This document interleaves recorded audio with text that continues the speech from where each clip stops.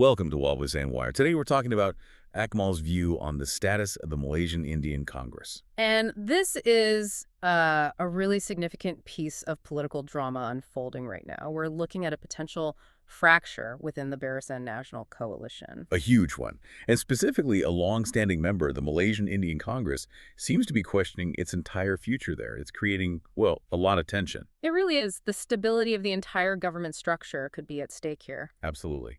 And the central figure in the response, the one everyone's watching, is Dato Akmal. He's the youth chief of the United Malays National Organization. And his comments have been fascinating. On one hand, he seems so calm, almost like he's fine with them leaving. But on the other, he's talking about history, duty, and this idea of family. It's high-stakes political maneuvering, really, because if the Malaysian Indian Congress were to actually leave Barisan Nasional and, join Perikatan Nasional, Which is the big question hanging in the air. Exactly. It wouldn't just be some internal argument. It's a genuine realignment threat. I mean, the stability of Barisan Nasional, its whole multi-ethnic image, it depends on partners like the Malaysian Indian Congress. And Akmal seems to get that. He's trying to frame this as being about something bigger. Political stability and what's best for the people. Well, that's the smart play, isn't it? When you're facing an internal crisis, you have to take the high ground.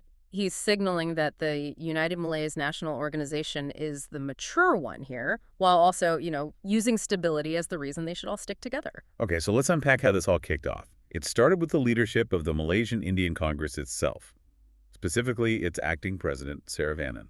Right, this wasn't a leak or a rumor. This was a formal, very public move. It happened at their 79th Party Congress just recently on a Sunday. And Saravanan tabled some very dramatic resolutions for the party delegates. He really did. This was the moment the party basically announced it was ready to test the waters. And the one resolution that just sent shockwaves through the political scene was to officially leave Barisan Nasional and apply to join the opposition, Perikatan Nasional. I mean, that's the political equivalent of putting your house on the market while you're still married. It's a huge statement. So this is where it gets interesting, with the internal party mechanics. These resolutions, as you can imagine, sparked a huge debate. A fierce one. You had delegates who felt neglected, maybe unhappy with seat allocations, and then others who were terrified of abandoning a partnership that's lasted for decades. But here's the crucial detail, the thing that makes this a strategic play and not just a straightforward breakup. The resolutions, they weren't actually put to a vote. Exactly. They were tabled, they were debated, and then everything was put on hold. That creates the maximum amount of political suspense, doesn't it? It's a masterclass in brinkmanship. By tabling the resolution, you get leverage. You show your own members you're serious, but by stopping short of the vote, You put the pressure right back on the United Malays National Organization. You're forcing their hand. you are. You're basically saying, look what we're prepared to do. Now, what are you going to offer us to make us stay? It raises a question for you, the listener, doesn't it? When a party does this, what are they really after? It's not just about leaving. It's about what they can get by threatening to leave. Precisely. More seats, more funding, better positions. They're playing for a higher price. Which brings us right back to Dato Akmal's response. He's in Malacca, the media asks him about it, and his delivery is just masterful. His first statement was so blunt.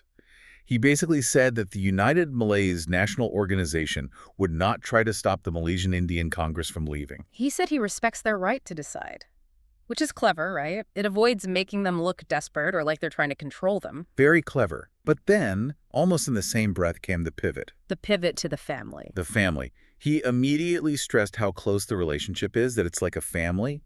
And that word, that's the subtle weapon. It implies shared history, loyalty. A kind of emotional blackmail, almost. It's a two-pronged attack, appear generous on the surface, but apply pressure based on decades of shared history underneath.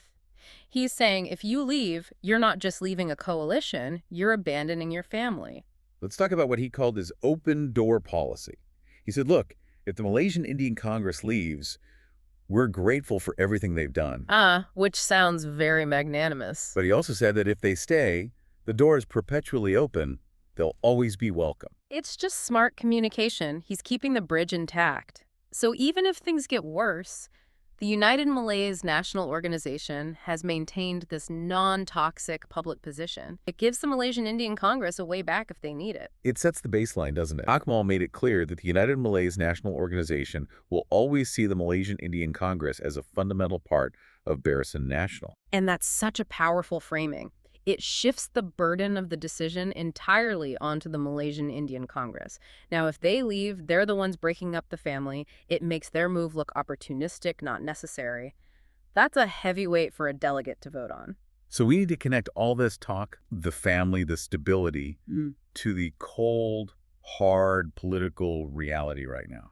Akmal kept mentioning the need to put the people first. Because without stability, the whole Barisan Nasional coalition is vulnerable to the opposition, to Perikanan Nasional. He's basically begging for unity for them to see the bigger picture. And we have a perfect real-time example of this friction, don't we? The upcoming Sabah state election. Yes, this is the litmus test. This is where you see how deep the cracks really are. Because the crucial fact is, right now, the Malaysian Indian Congress is not helping Barisan Nasional with their campaign in Sabah. They're withholding their machinery, their people, their resources. That's not just symbolic, that's a tangible act of political warfare. So what does that actually mean on the ground? How much does that hurt Barisan Nasional in terms of, ringgit and manpower? Oh, it hurts a lot. When a component party with specific community outreach like the Malaysian Indian Congress pulls its support, you're losing volunteers, you're losing local organizers, you're losing money. We're talking about a serious logistical deficit. Even in a state like Sabah, where the Indian population isn't as large as on the peninsula. Even there, their machinery is still vital for mobilizing certain communities and for outreach in those really tight multi-ethnic areas where every single vote counts. I see. Losing that support means Barisan Nasional has to divert its own resources, its own money ringgit that could be spent somewhere else, just to fill the gap. It stretches them thin, and it hits them hardest in those marginal seats that can be won or lost by just a few hundred votes. So them pulling their support in Sabah, it's a silent declaration of war, even before any official vote to leave. It is. It's a strategic withdrawal of resources. It's the Malaysian Indian Congress showing Barisan Nasional exactly how much they still need them, how much damage they can do just by sitting on their hands. So when you put it all together, Akmal's message seems to be an appeal over the heads of the leadership, almost directly to the delegates. I think so. He's saying, look, put personal feelings aside.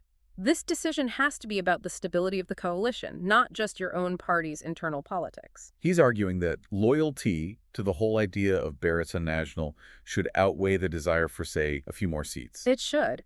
And he knows that if the Malaysian Indian Congress joins Perikatan Nasional, that could fundamentally change the opposition, potentially bringing a slice of the non-Malay vote that they've always struggled to get. That's why this is a seismic threat. It's just such a messy dynamic. Publicly, they're debating about family and loyalty, but behind the scenes, they're actively undermining each other in a critical state election. It's politics. Both sides are trying to maximize their leverage. The Malaysian Indian Congress knows it has to look strong, and Barisan Nasional knows it can't afford to look like it's falling apart. So we come back to this central tension. Everything hangs on whether the delegates from the Malaysian Indian Congress ever actually hold that vote. Until they do, this threat just looms over Barisan Nasional. And that vote, if and when it happens, will define everything. If they stay, the United Malays National Organization will have to make some serious, probably painful concessions.